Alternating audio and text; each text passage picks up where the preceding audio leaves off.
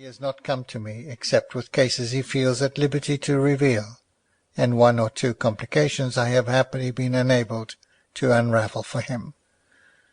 But staunch as Spencer Hale holds the belief that no detective service on earth can excel that centering in Scotland Yard, there is one department of activity in which even he confesses that Frenchmen are his masters, although he somewhat grudgingly qualifies his admission by adding that we in France are constantly allowed to do what is prohibited in England.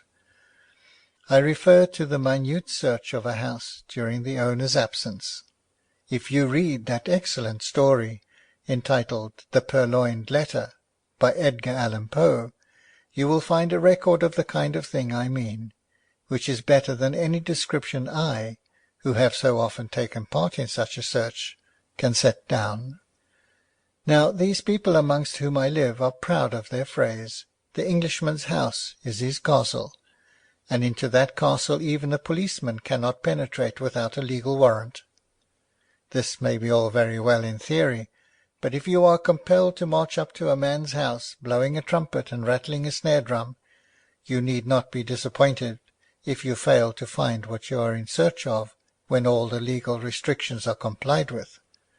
Of course, the English are a very excellent people, a fact to which I am always proud to bear testimony, but it must be admitted that for cold common sense the French are very much their superiors. In Paris, if I wish to obtain an incriminating document, I do not send the possessor a carte postale to inform him of my desire, and in this procedure the French people sanely acquiesce. I have known men who, when they go out to spend an evening on the boulevards, toss their bunch of keys to the concierge, saying, "If you hear the police rummaging about while I am away, pray assist them," with an expression of my distinguished consideration. I remember while I was chief detective in the service of the French government being requested to call at a certain hour at the private hotel of the Minister for Foreign Affairs. It was during the time that Bismarck meditated a second attack upon my country, and I am happy to say that I was then instrumental in supplying the secret bureau with documents which mollified that iron man's purpose, a fact which I think entitled me to my country's gratitude. Not that I ever even hinted such a claim when a succeeding ministry forgot my services. The memory of a republic, as has been said by a greater man than I, is short. However, all that has nothing to do with the incident I am about to relate. I merely mention the crisis to excuse a momentary forgetfulness on my part which in any other country might have been followed by serious results to myself. But in France, we understand those things, and nothing happened. I am the last person in the world to give myself away, as they say in the Great West. I am usually the calm, collected Eugene Valmont, whom nothing can perturb. But this was a time of great tension, and I had become absorbed.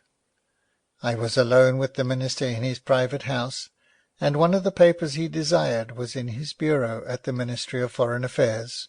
At least he thought so, and said, "It is in my desk at the bureau.